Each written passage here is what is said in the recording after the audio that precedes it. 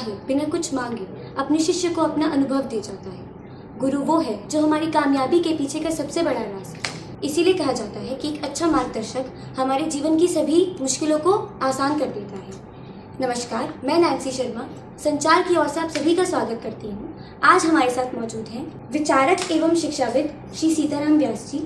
नमस्ते सर। नमस्कार सर, आज की हमारी चर्चा शिक्षा, शिष्य और गुरु के सालों से चले आ रहे रिश्ते के ऊपर होने वाली है और इसमें क्या बदलाव आएंगे उसी के बारे में। तो सर, मेरा पहला सवाल आपसे ये है कि जैसे कि आप देख रहे हैं नई शिक्षा नीति जो है 2023 से हर जगह लागू की जा रही है, तो इस पर आपका क्या विचार है और इसमें आपको क्या फायदे और क्या नुकसान दिखते हैं?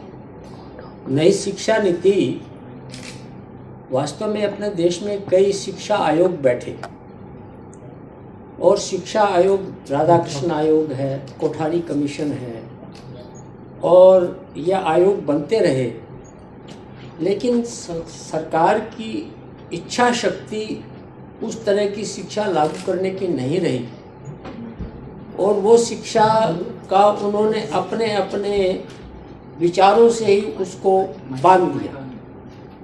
परिणाम क्या निकला? परिणाम निकला कि शिक्षा का राजनीतिकरण हुआ। लेकिन जो 2020 में शिक्षा नीति आई है उसमें सरकार का कम हस्तक्षेप है, लेकिन जो देश भर के शिक्षाविद हैं उन्होंने बैठ करके एक व्यक्ति का पूर्ण रूप से व्यक्तित्व का विकास कैसे हो सकता है और ज्ञान का अन्वेषण उसको करते करते आगे कैसे व्यक्ति बढ़ता है और ऐसे देश में कैसे वैज्ञानिक अच्छे प्राध्यापक तैयार हो सकते हैं, इसको लेकर के बड़े बड़े शिक्षाविद बैठ करके शिक्षा नीति को बनाया है। प्रश्न ये आता है कि आगे आने वाली सरकार वो शिक्षा नीति को ईमानदारी से लागू कर रही है और वर्तमान सरकार भी चाहती कि शिक्षा नीति लागू हो, लेकिन इसके लिए शिक्षा नीति जो बनी है वो बहुत ही अच्छी बनी है। यानी कक्षा 1 से लेकर के और विश्वविद्यालय की शिक्षा का स्तर कैसा हो और छोटे बालकों का विकास किस प्रकार से हो, इसको सोचते हुए शिक्षा नीति बनाई गई है और उसके अलग अलग पार्ट्स हैं। लेकिन शिक्षा नीति भारत को विश्व का एक बहुत बड़ा ज्ञान का भंडार विश्व को देने के लिए, अकूत संपदा भारत के अंदर है ज्ञान की, उसको देने के लिए आवश्यक है कि शिक्षा नीति को लागू की जाए।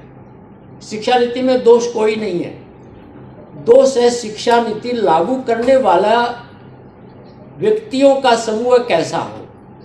अगर वो अपने दृढ़ इरादे से इस शिक्षा नीति को लागू करेंगे, देश का भविष्य जो भावी भारत है उसमें जो वर्तमान युवक हैं वो देश में एक परिवर्तन करके दिखा सकते हैं। इसलिए शिक्षा नीति बहुत आदर्श है, लेकिन आदर्श के साथ उसको धरती पर उतारने वाले लोगों पर निर्भर करता है और सरकार की इच्छा शक्ति और शिक्षाविदों की इच्छा शक्ति, इस पर शिक्षा नीति निर्भर करती है।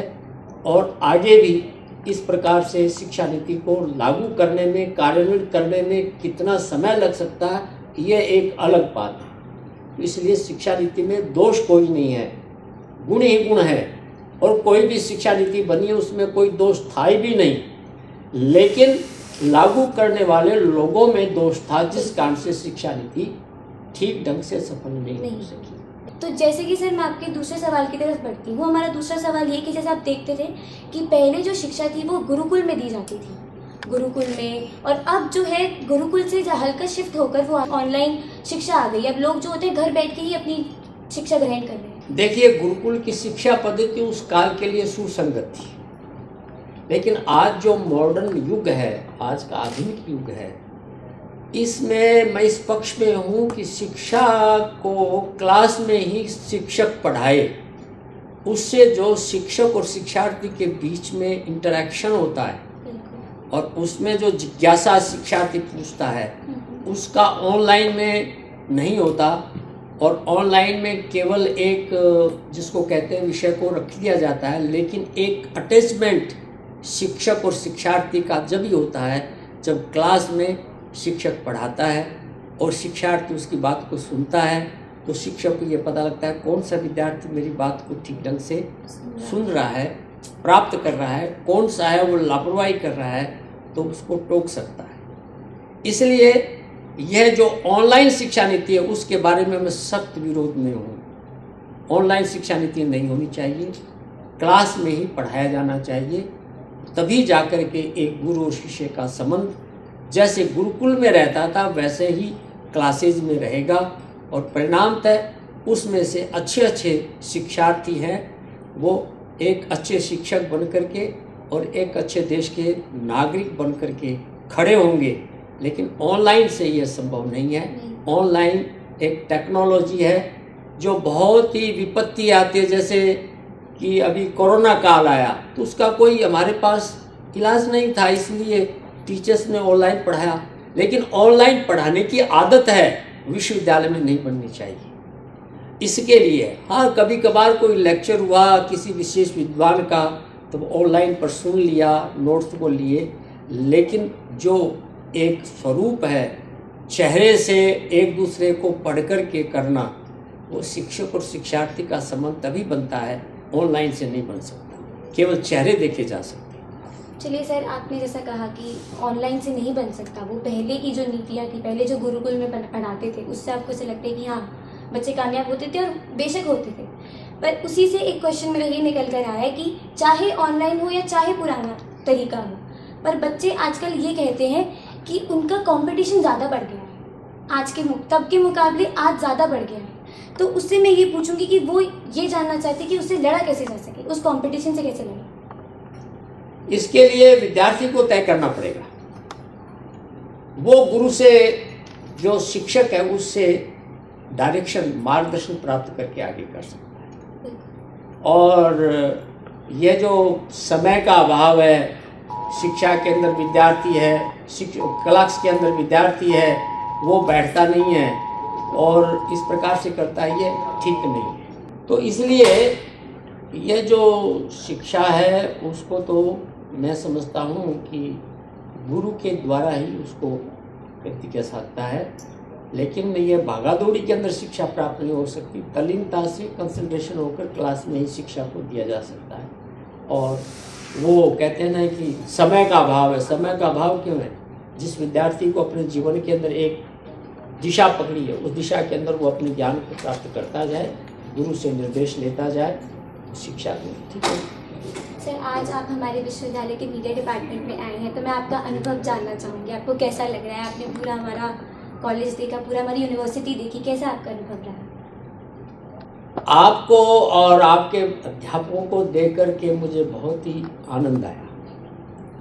इसलिए आया कि आप लोग एक अपना जीवन के अंदर शिक्षा प्राप्त करने की दृष्टि से जिस विषय को लेकर के आप आए, उसमें आपके मन में एक गंभीरता है, मस्तिष्क में ज्ञान प्राप्त करने की एक जिज्ञासा है, और एक जिज्ञासु विद्यार्थी के नाते ही आप इस विश्वविद्यालय में आए हैं।